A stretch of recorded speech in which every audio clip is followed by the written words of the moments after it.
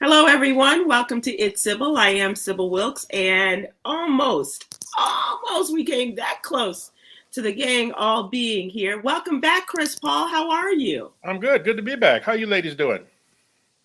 I'm doing very well. Coy's giving us the thumbs up as she still So fixes get her myself hair. together. Okay. Well, nothing like timing there. But And what's funny though is I checked out the news today and it's like I never left. I know The same stuff is still happening, man. that is the sad truth of it all. Yeah. Same day, same news, different day. Right. But the work. So that means our work never stops as we continue to look at things that are going on through the lens of the African American community. So we welcome you all back in. Coy, how are you? Doing pretty good. You like what you Yeah. see? I'm trying to. I'm Okay. Okay. All right. All trying to right. get it together still. Unfortunately, Huggy's not able to join us, but Chris, we've missed you. So glad you're back. Where you been? What you doing? What's the word? What's the haps? What's the goings on? I've been just working on some stuff, and I've been going stir crazy in here, so I committed myself to hanging out downtown in DC every day to work. Oh Just wow. just to get out. I mean, honestly, I've been cooped up in this house for a For couple of years. years. For Yeah. years now. Even back when I was doing Tom's show, everything I do is in my office here. And Hmm. it finally started driving me crazy and I felt stuck. So I just need to be around where people are walking around and people are so I can just get out and about Hmm. to kind of That's refresh my brain. that's awesome. How's it working out for you? Going pretty good. Going Good, pretty good. good. Written some really good stuff. I believe that because you're one of the best around. So I believe whatever it takes to get your brain in a different gear, I guess maybe, and to refresh your surroundings. That's always a good thing. Where do you get most of your work done? Right there at home? Yeah, unfortunately, yeah. I don't move a lot from this spot. And somebody sent me, I can't remember who it is, but somebody sent me, what happens to your body when you sit a lot. So now I set an alarm for every 30 minutes to get up, walk around, go outside, go check the mail, go do something for about 5 minutes, and then I come back and try to get to work. It slows down my work, but it does help in getting some fresh air and some oxygen and some getting that sun and stuff that's out there because it's a beautiful day here Yeah, Hmm. they in really Dallas tried to Fort push Worth. those standing desks on people. Yeah, yeah. And a friend of Sounds like ours, something they do in New York. a colleague of ours, Marty Rabb used to have one of those in his office, in the Dallas office, and he would, stand at his desk and it moved as he moved, and it was really pretty cool. And I remember him on the cruise with a broken leg. So Yeah, right. With the that's for scooter. too much standing. Absolutely, It's absolutely. messed up. So, well, that'll happen. I'm not sure if it happened just moving this way or that way, but as you get older, Corey, you'll find that the strangest injuries can happen at just the most Oh yeah.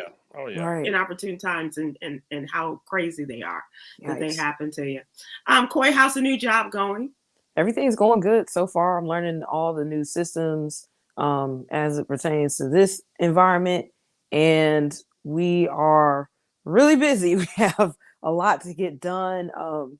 Apparently, I came at a great time because the entire facility is being updated on all of their computers. So out with the old, in with the new. So Can that's a you really can you big get better project. internet connection where you are? What do you mean? Can you get better internet connection in your space?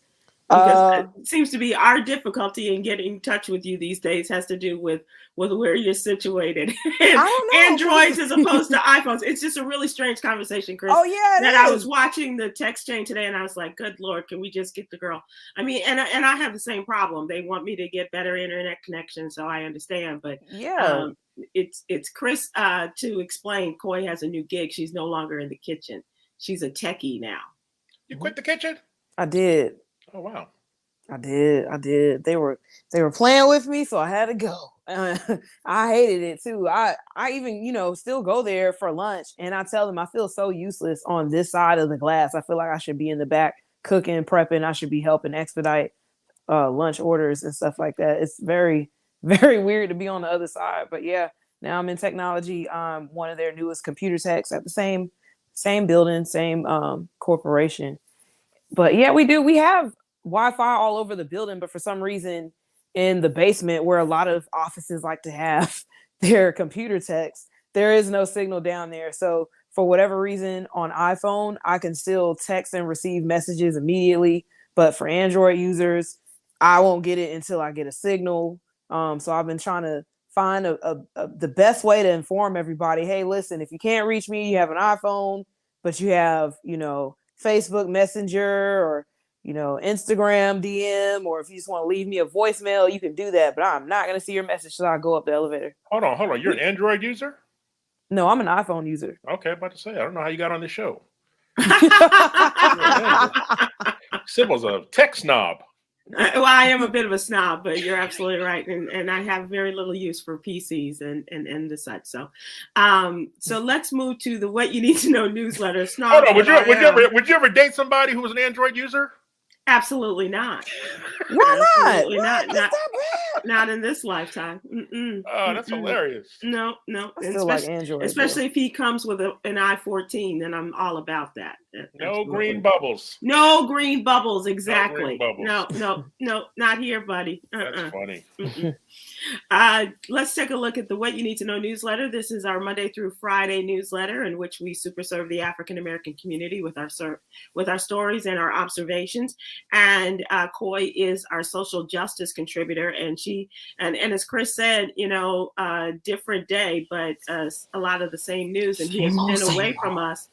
And it's not the same old, but it is in a sense. And we'll talk about some things that are happening today, as well as things that have just recently happened. And Coy talks about the governor of Texas promising to pardon a man found guilty of murder of a Black Lives Matter protester. I found this story. This is so crazy. And this is, if you think things are crazy in Tennessee, things are crazy in Texas as well. Yes, this is the story of 35-year-old Army Sergeant Daniel Perry, who was found guilty of shooting a protester in 2020 at a Black Lives Matters rally. So basically what happened was he was working as an Uber driver in Austin, Texas on July 25th when he ran a red light and drove into a Black Lives Matter march. And Garrett Foster, who was a protester, was carrying an AK-47 rifle, and he was with a group that went up to this man's truck. So according to Perry, Foster threatened him by raising the barrel of his gun at him. And so he retaliated by shooting this man 5 times with a .357 revolver. And so his defense team argued that he acted in self-defense, but prosecutors said that he instigated what happened. So after 2 days and an 8-day trial. After a trial, an 8-day trial with several witnesses, the jury found him guilty on April 7th. And he also didn't testify during this trial. His brother said that he shouldn't. Let me go back. The victim's brother, right? Yeah, but before I give you that tidbit, you need to know this part of the story. And this is what makes it like, okay, what is going on in Texas? Governor Greg Abbott announced So finish the story, because finish that, and then we'll get to Governor Abbott, because I think that as much as you can give of the story, and then we'll go back to immediately after the decision is brought down. Well, it kind of goes along with what happened, what Governor Greg Abbott. It's your story. You tell it. You tell it as well. So as soon as he was found guilty, Governor Greg Abbott announced to his 1 million Twitter followers that he was going to pardon Perry as soon as the request hits his desk. And he had been receiving a lot of pressure from national conservatives like Tucker Carlson and Kyle Rittenhouse, who was who was acquitted of shooting deaths of 2 Wisconsin protesters in 2020 at Black Lives Matter rallies as well. However, Abbott does not have the authority under state law to issue a pardon without first getting a recommendation from the Board of Pardons and Paroles, whose members he appoints. But he said he already asked for their permission to review the verdict. So circling back, like they like to say in the office, circling back to Perry's brother, who actually believes that he's guilty, and The victim's brother. Yes, the actual shooter's brother. He believes that he's guilty, and he said that he shouldn't be pardoned because this was clearly premeditated. He thought a lot about it and planned on doing it. He wanted to kill a protester and saw somebody exercising their Second Amendment right. So here's what I found very, very sad in all of this. And I've seen several versions of this story. The man who was killed was a white man, was pushing his Black girlfriend or fiance, who is a quadruple amputee, an Army veteran. He was pushing her in a wheelchair during the protest or the march, whatever you want to call it. And so people said, if his gun came off of his shoulder, he was readjusting it. It wasn't a matter of him aiming at the share driver. That is the saddest thing that you could possibly imagine, is that this man was pushing his girlfriend in her wheelchair. And just kind of adds insult to injury as to what could make the governor think that this was a case that he wanted to stand on. But this is Texas, and he was prompted and pushed on by Tucker Carlson. I'm not sure how much weight Kyle Rittenhouse has in this, but he seems to be a superstar in his own mind. But the Black Lives Matter was the tipping point for Governor Abbott, for Governor Lee, for Governor, you name any Southern governor practically, and Southern white governor. There are no Southern Black governors, but any Southern governor, and they will, you automatically go do, do, do, do, do, do, do, do, and they see BLM, they see Black Lives Matter, they see Black Lives anything, and that makes them crazy. And that means that they have to do something about this, as they call us, Antifa and all this other nonsense. Yeah, and they're trying to criminalize woke now. Well, sure, they have. They have. They've made it a difficult thing for us to stand on, and they are making it a strong counterpoint in their elections, in their upcoming elections. Even in Nashville, Tennessee, which we'll talk about, in the state capitol there, Chris, it just the song may change, but the tune is always the same. My thoughts right now on this whole governor of Texas thing is just, this is a reminder of why Sybil is so important to Black people. I first heard this story on news radio here in the DMV. It's the second biggest radio station after a classical station in the whole market, mm-hmm. predominantly white listeners, mm-hmm. but we mm-hmm. have Black people listening because it's the only news station. I heard it. They just came in and said the governor of Texas overturns a guilty verdict in a police officer shooting death of a Black Lives Matter activist. Then they went to traffic and news. Right, on the one. Right. I'm like, so being Black, I heard it immediately said, well, that sounds like some BS. Mm-hmm. You overturn the killing of a Black Lives Matter activist by a cop? That's BS. But I'm thinking, so the white people listening, though, they have no backstory. They know nothing else. So they, in their minds here in D.C., they hear that and they must be saying, well, the guy must not be guilty. Right. The governor of Texas must have really looked at the evidence and saw that the guy's not guilty, and he overturned it. But erasing all the political erasing all the political motivation he has, all the racism involved. That's what's being fed to people. So again, my thinking right now is why a show like this is so important, because unfortunately we may also have Black people listening who don't think any deeper into it. They hear the headline and say, okay, well, it's got to be a reason. Yeah, there is a reason, but they're not discussing that on this news radio show. They're not talking about it. Yeah, they're not talking about it. And I'm talking about, I mean, also, what is the worst state to live in right now? Tennessee, Texas, or Florida? Like, I mean, my The God. tie. I mean, my God. I guess you got to go with, got to choose one. Probably choose Florida.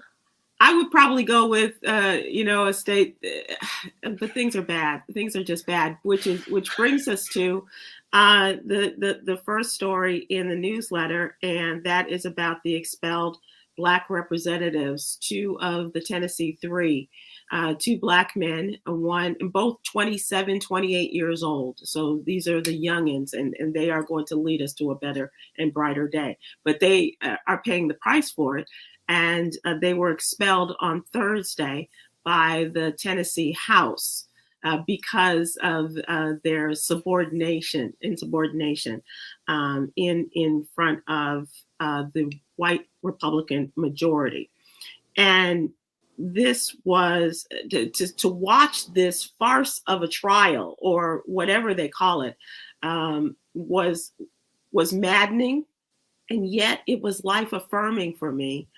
Because as we did see the destruction of democracy in this state, the home of the Ku Klux Klan, the creation of the Klan, we also saw a coalition of young and old, Black, brown, and white working together in order to make some sense out of the gun laws that are present in states like Tennessee, where the Second Amendment rules. The First Amendment does not, because they said that they were not following House rules with having a megaphone, because their microphones were cut off as they were trying to make their statements. So here's the good news. They were expelled. The two Black men were expelled. The white woman from Knoxville, Gloria Johnson, was saved by one vote. And so she was able to retain her job.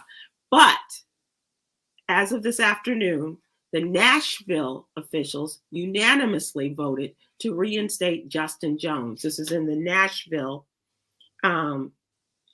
He is in the Nashville, and the Nashville Metro Council voted this afternoon to reinstate him. And as of the vote, and he was sworn in and has stepped back onto the House floor. And we'll talk about this a little bit more in just a few minutes, because Mr. Michael Collins, who has joined us before from that area, talking about things that are going on in the Nashville area, will try to give us a little bit more insight onto this as we continue our conversation in what's going on, just to give you a little bit of that. Also, we have in the newsletter, we're talking about the conservatives fighting for control of a woman's right to her body, with the Trump-appointed judge saying we're going to take away all of the drugs. You cannot have any of the abortion drugs, which is often used for women who are in the middle of a miscarriage. So don't matter. You have to live with what you're going through. And in this, whatever it is that this is used for, there's no use for it. And then we have a conservative judge appointed by Barack Obama who said, nope, a liberal judge appointed by Barack Obama said, nope, here's what we're going to do. And so this is something, you got your right and your left, and they are going to bring up this issue, which is obviously going to have to go to the Supreme Court.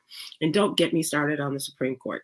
Among the other stories we also want to talk about is our Ministry Monday. The wonderful Willie Mae McIver talks about humility, which we all could, probably use a lesson or two in.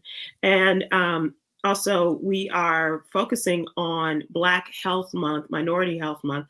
And this week we have a special show coming up in which we're going to be talking about Black maternal mortality. And the wonderful Erica Campbell is going to be joining us, as well as others who are not only very, very savvy and learned on the subject, but those who have gone through this. So I hope you'll join us for this on Thursday. So that is the What You Need to Know newsletter. It's absolutely free. We'd love to have you subscribe, and go to SybilWilkes.com to subscribe and give us your name and your email address. That's all you need to do. And we'll have it in your email box every Monday through Friday morning.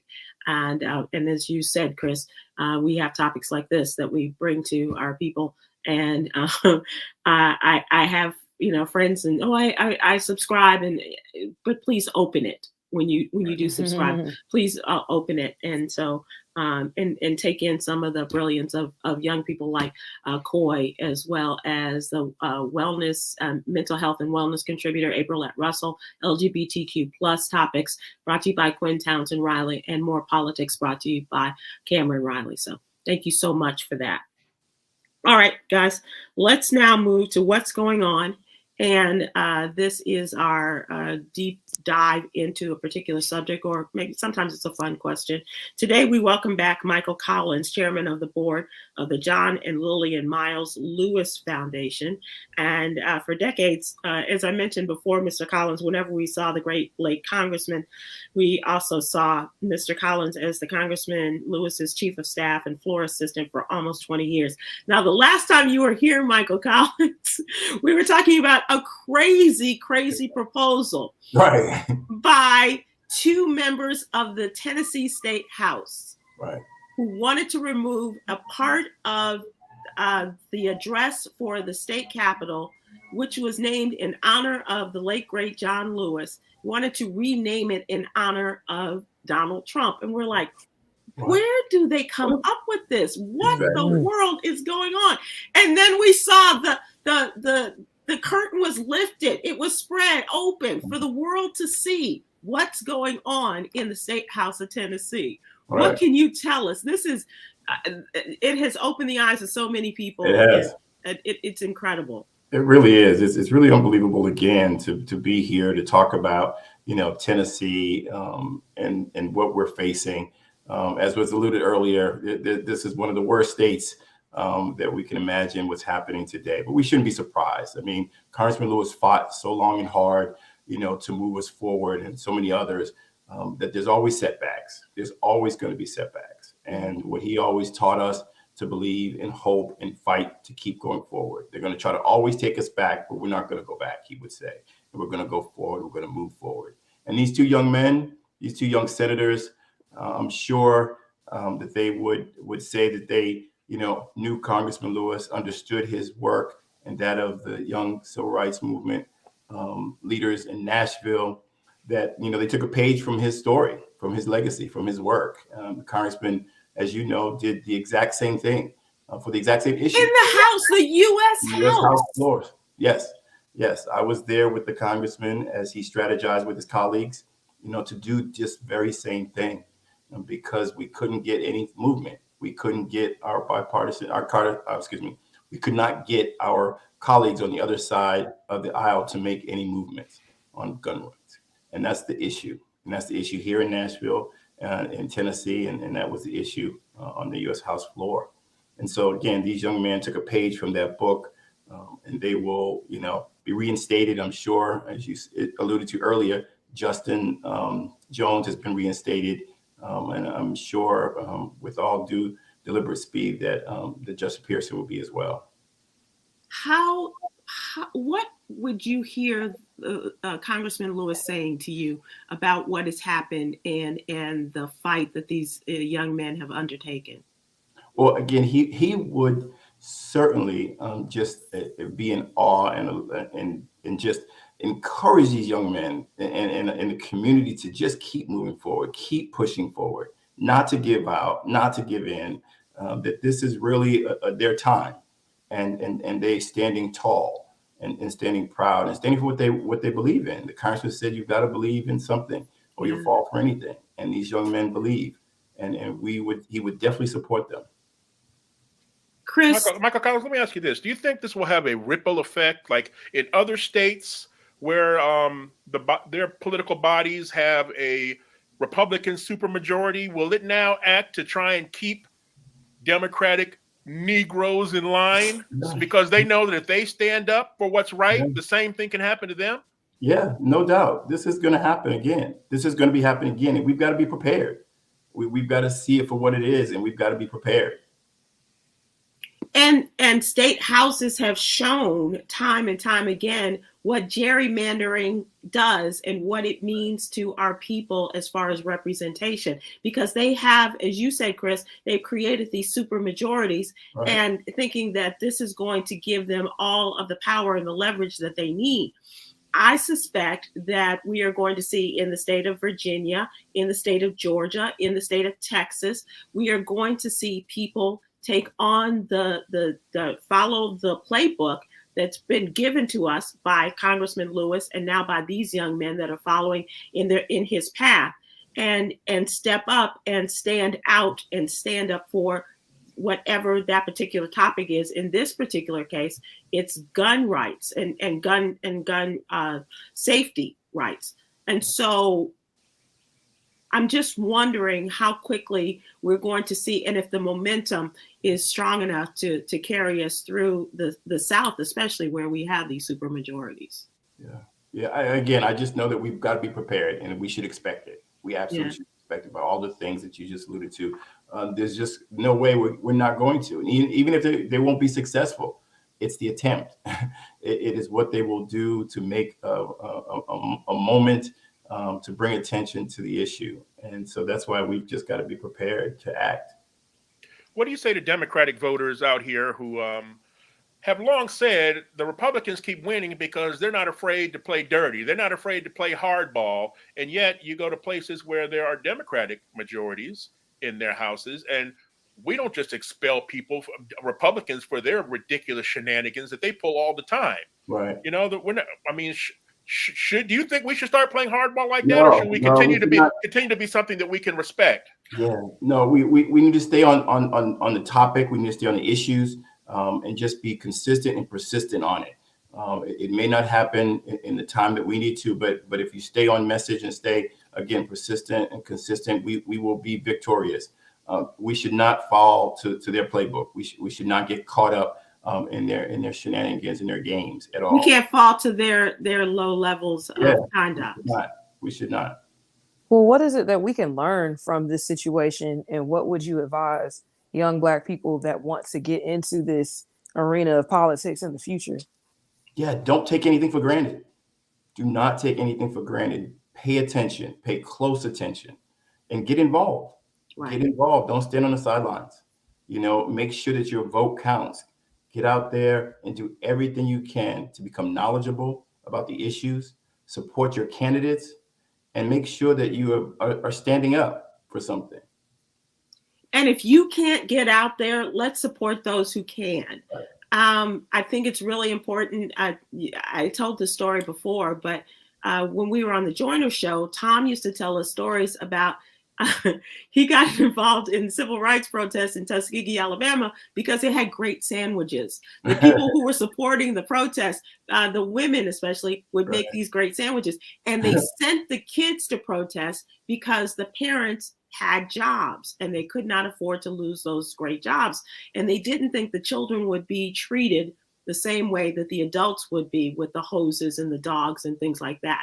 And so we have got to support Coy. We've got to support the Coys of the groups. We've got to support the Quinns and the Camerons of the group, and the Aprilettes. We have a group of youngins, Mr. Collins and Chris knows this, of great contributors who are very passionate about what's going on. And Coy, as you get out there and as you continue to tell us about these stories and the events that are going on, we've got to be out there giving you that, being behind you, supporting you in whatever way we can. That's my fervent belief.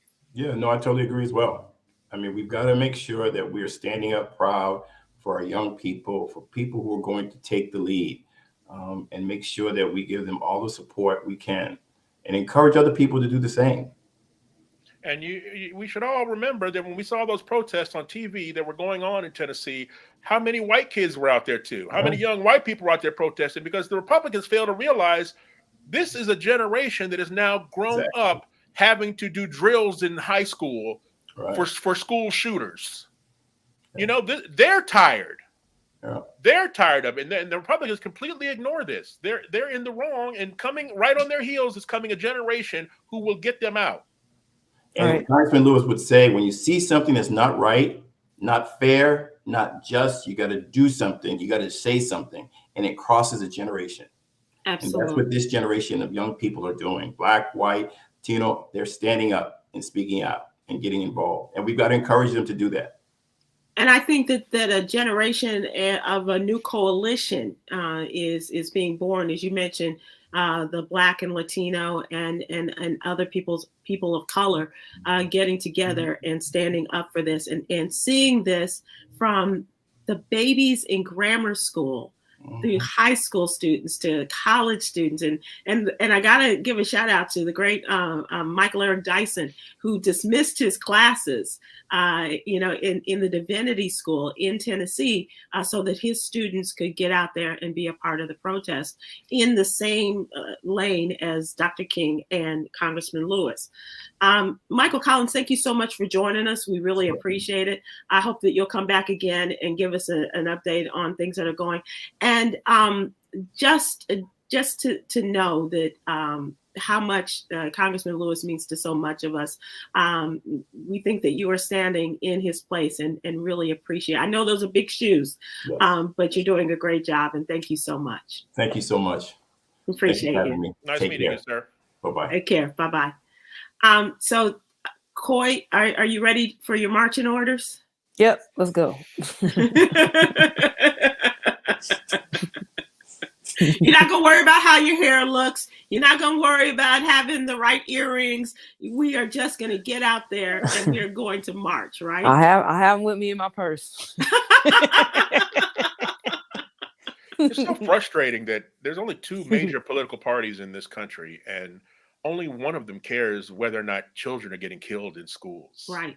Yeah. Like the other party only cares about the money coming in from the NRA. From and the NRA. I mean, it's yeah. like there's no working across the aisle. It's like, nope. I know President Biden likes to talk about doing that. It sounds good because in the past that's what they did. But I hope he's coming to recognize that we can't depend upon that collegiality that they used to have in working together, bringing the two sides together. Certainly, we didn't have it in the last administration, and I dare say, TYO Dimples on YouTube says Tennessee mess, guns over lives, so backwards. Absolutely.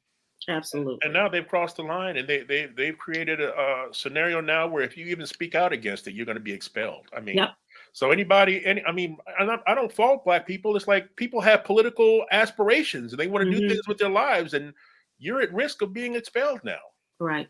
The NAACP, to answer Amy W's question on YouTube, the NAACP is involved, and I think that's what that was one interview that I was trying to get. I'm going to follow up on that again. Thank you for the reminder, Amy, about getting the president of the NAACP, President Johnson, on to talk about this, because we talk about what they're doing in terms of the local NAACP organizations in the state of Florida are calling for a boycott of that state. Certainly, the state of Tennessee is a great tourist attraction. If you think about Nashville and country music, if you think about the glorious scenery and places to visit in the remainder of the state, isn't Dollywood there? Dollywood is there, and I bet you, Dolly Parton would be one to say, "Don't come here, until we can get this right." I'm pretty sure she's, and if she's not saying it, Jane Fonda is on the phone saying, "Look, you need to say something and do something about this, about what's going on in your state." But thank you for that reminder, and we will get the president of the NAACP. But let me ask you this. That question makes me think. Do you think that there's the answer is probably yes, but isn't there a lack of media interest in the NAACP? Up like me, whenever something jumped off. Right. It was always included a statement from the NAACP. Right. Yeah. They would. I mean, do they even go to them? Did the media even reach out to them anymore for statements? Probably or to not. find out what they're No, Coy, I disagree, because I did see him on a news program on Thursday as this was happening, and that's what And I was like, oh, I got to get him on. And then the things kind of went crazy from there. But they have Chris, and he is very good about, stepping up and saying, we have something to say. There are, organizations like the Legal Defense Fund, and I think they kind of put the focus on the members of the Legal Defense Fund to make the comments because of the legalities of all of this. But definitely, he has been out there, and so we will get him. I promise you. Let's make a note of that, ladies, and try to get the president of the NAACP on as quickly as possible. All right. So now let us move to the trending news. And as I mentioned, I'll just give people an update on what has happened. We mentioned this during the What You Need to Know segment. The Nashville Metro City Council has unanimously voted to reinstate Justin Jones. They voted to reinstate him. He is one of the 2 Democratic lawmakers expelled last week after protesting for gun control from the chamber floor. Their demonstration was in response to the deadly mass shooting at the Nashville grade school that killed 3 children and 3 adults. And this awakened to the world that there is no democracy in Tennessee, and that today's vote is a very dangerous precedent for the nation. This is what the young Representative Justin Jones told Mother Jones after his expulsion. And he said, in a week after a mass shooting, it is so outrageous that the first reaction of this body is to expel me rather than to pass common sense gun laws. It would have been so simple if they had done that. But as you said, Chris, they are under the heel, the weight of the NRA and other gun rights lobbyists. And not caring about how it appears to the rest of the country. Not giving a damn. 3 protesters, 2 black, 1 white. The 2 black ones get expelled. I'm like, the only thing surprising about this is that Tennessee is even more racist than we thought. Right. That's the only thing surprising. And she recognized it. The Representative Gloria Johnson said, do you see what the difference is between your not being expelled and your 2 colleagues being expelled? She said, I'm afraid it's the color of our skin. And when I heard both of those young brothers speak, I said, well, I see why you want them out of there. Okay. They're too much for you to handle, bro. You got to have a thesaurus, you guys, to understand what they're talking about, because what they're saying is so above your head. Right. And not in your heart either. Because you don't have feelings about people who are killed. What you have feelings about is getting that check from these lobbyists and from these gun organizations. I feel like they also look at these young men like, there ain't no way I'm about to have somebody that look better than me tell me what to do. and not even look better, but just to see the color of their skin and to regard them. And they all but said, boy. Right. They all but said, you N-word boy, get out of here. Lord knows what was said behind closed doors. Oh, for sure. Gloria Johnson, the representative from Knoxville, said they were talking about bringing back capital punishment in death row cases, right? And so they were talking about firing squads. They were talking about shooting. You're talking about that. Shooting So them crazy. by firing squads, and as well as the drug cocktail. And one of them suggested, well, I wouldn't mind it if we hung some by a tree, from a tree. You know who that is. You know who they're talking about. This is awful. And it is not far-fetched for us to understand that had this whole situation happened 50 years ago, that's what would have happened to these 2 brothers. There wouldn't have been no expulsion. They would have just disappeared. Yeah. Right. They would have, like Emmett Till, they would have, just come and taken them away. Disappeared. If they didn't run first. That's how they used to shut us up back in the day. And this is just another way of doing it. And Coy, I disagree. I think these men are principled enough not to run. They would have stood firm in their beliefs and not run. People may have encouraged them to do that, but I think that they are strong enough and that they are empowered enough, which is what we try to do here, to stand firm in their beliefs and know that they would not run. Now, do you know Right. that when when the other one gets reinstated, are the two of them going to be under any stipulations? Are they going to be told to sit and be quiet and don't say anything? Because if so, you're That's a ousted good again. question. Or And- are they allowed to come in as full blown members again and just do what as they please? Well, I think, Chris, they have to.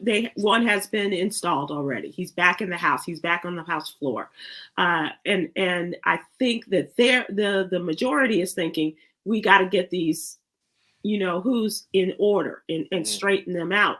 But I think that they know that saying anything is not going to do anything. But some of us, so you tell us what to do one way, and we're going to move the other.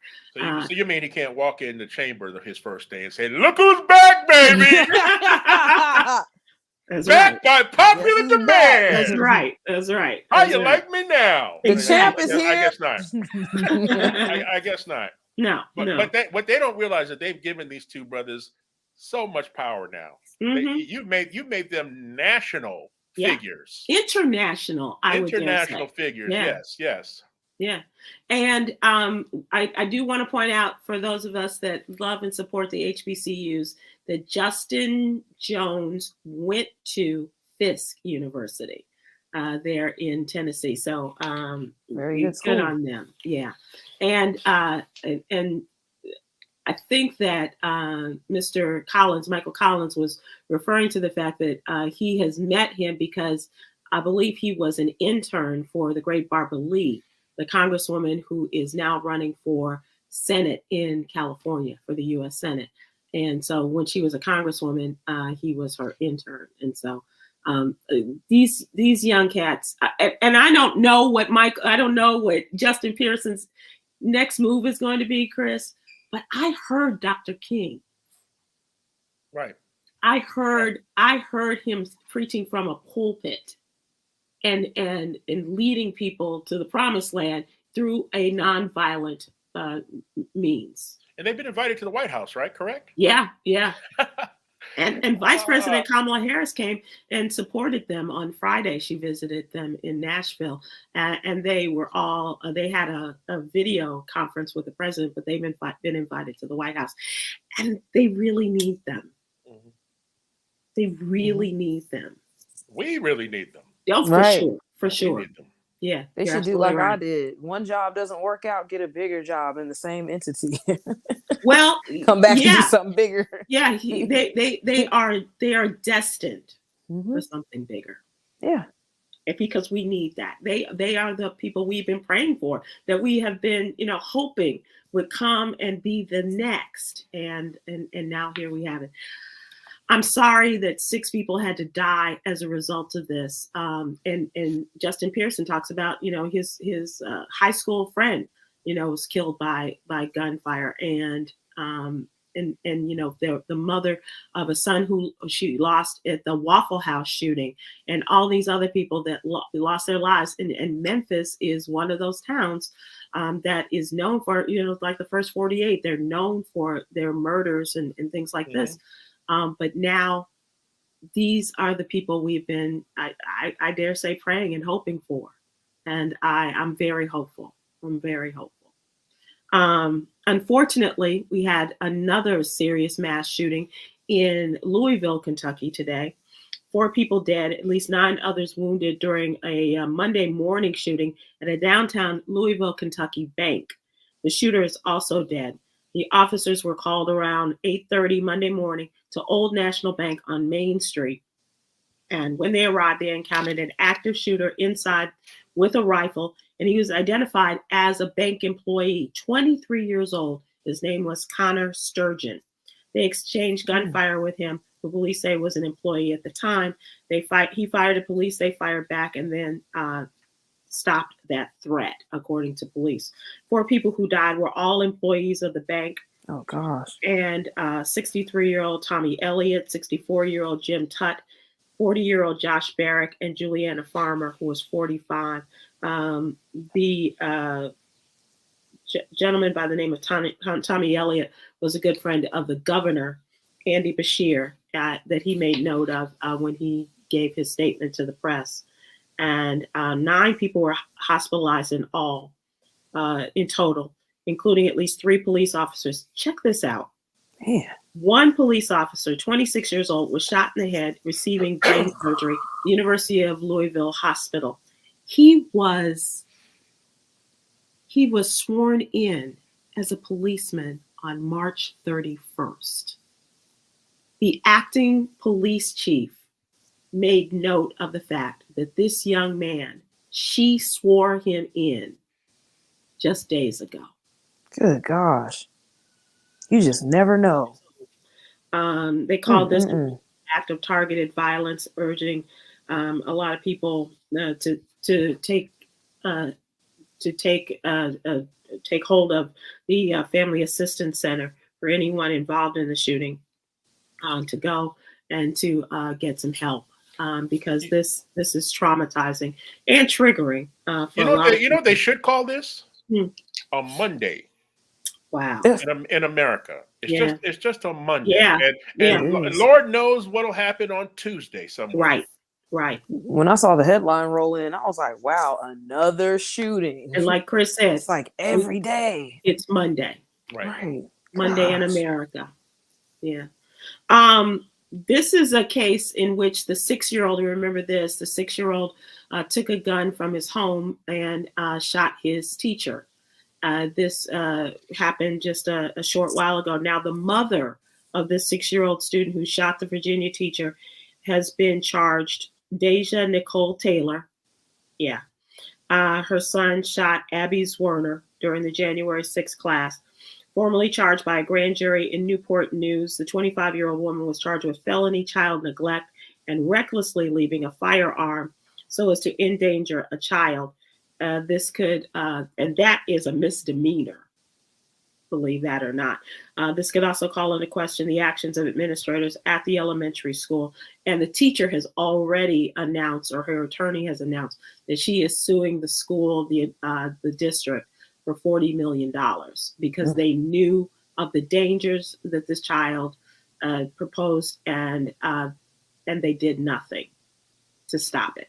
And I have to say, when I heard this part of the story where the district attorney is declining to prosecute the 6-year-old, yeah, I was shocked. I honestly was shocked because you know how they see us. I don't. At what point is a black male a man in this country? Right. You know. Right. It's all like we've seen little children. If he can hold a gun, he can be charged. We see the way they get treated by police on duty inside of schools. Right. Right. You know. So I'm like, I was really surprised that they and a black child at that. Yeah. Right. Yeah. So I was surprised. Absolutely. Chris, how are you in terms of keeping up with all the sports information? Did you see Rudy Gobert get suspended after punching his own teammate, his own Minnesota Timberwolves teammate? Oh my God! Rudy Gobert, he's determined to be known for something worse than spreading COVID. Right. He's the start of the COVID virus in the NBA. And he said, no, hold my beer. Let me top that. I'm going to take a swing at a teammate on the sideline. During a timeout. It's like, dude, really? Plus, he's French. He's not really black. He's French. It doesn't count. He's Canada. He's from Canada. Yeah, he's a Frenchman. Oh my God. So, and he's not playing in the play-in game. But if they moved on, then he can play for the rest of the playoff season. That's not fair. I mean, you call it not fair. LeBron and AD call it a blessing because they got to see the Lakers tomorrow. Okay. Yeah, absolutely. And I did bring that with me. Yeah, Rudy Gobert is the first person in the NBA to be to test positive for COVID and pass it on. Made a joke about it. Oh, it was a big joke. Made a joke, and next game everything shut down. Yep, I was so mad when I saw it. You're mad. Just imagine. And how this changed everything. I brought this story also. You know how many groupies missed out over that whole 1.5 year period? How much money did they miss out on, what Chris? did the groupies do during the whole quarantine? OnlyFans. and thus OnlyFans was born. Yeah. And Coy with the tip in. Thank you very much. Thank you very much. Let's move to entertainment, and I'm not sure how you all feel about this particular woman, and I do mean Kim Kardashian and her daughter Northwest. Next. appear to be taking a break from TikTok. Now, I'm not mad at taking a sabbatical from social media. I'm not. We have a member of our team, one of the youngins, as a matter of fact, who is not on social media right now. I'm not mad at that. I think that we are too tied to this, and I find myself, and because I've acknowledged that I have difficulty in sleeping, that some nights I'm not just playing Words with Friends or solitaire, but I will check and things on Instagram or Twitter. But she and her daughter, her young daughter, have a TikTok account, and apparently it's disappeared. They seemingly think that it's going to only be temporary. There's also a chance it could be gone for good. Fans were stunned. They were stunned, I tell you, to see a message reading, couldn't find this account when they tried to visit the page. However, a family source shed a little more light on what happened, telling the folks at TMZ that this was a decision made by North. She just wants to try something new. If that's true, good on her. It's funny that fans are stunned and the rest of us would have never noticed. So many of us. If you hadn't said anything, I would never have noticed. Yeah, if I hadn't come upon this, But it's what her daddy wanted anyway. Right. Yeah. He was upset ever since she got on TikTok. And I think it also will also be a part of the beginning of the new season of Keeping Up with the Kardashians on Hulu. I've never seen the show, but I know that they're there. And I think the timing is really interesting. Well, he manifested that. Well, even though you can't see them on TikTok, you can still go to Pornhub and see Kim K and Ray J. Is that true? Yeah, just do a simple search. Yeah, I wouldn't filter. I wouldn't, It's on there, I've heard. I wouldn't want to disturb my Google search history with that. You're trying to keep the cookies on your computer pure. I understand that. Yes. Keep all the cookies pure, Chris Paul. Chris, I'm so glad you're back. Thank you. I hope that you are not just a one-off for us, and we look forward to seeing you again. Coy, I look forward to being out there and supporting you on the on the front lines towards a better and brighter day. And just remember, we're here for you. As we leave out, we want to give you our inspiration for the day, the Yogi's Jewel. Gratitude is the foundation for a humble heart. Gratitude. Well, I am very grateful for the two of you coming today, and hope to see you all again soon. Thanks so much for joining us. And we say aloha.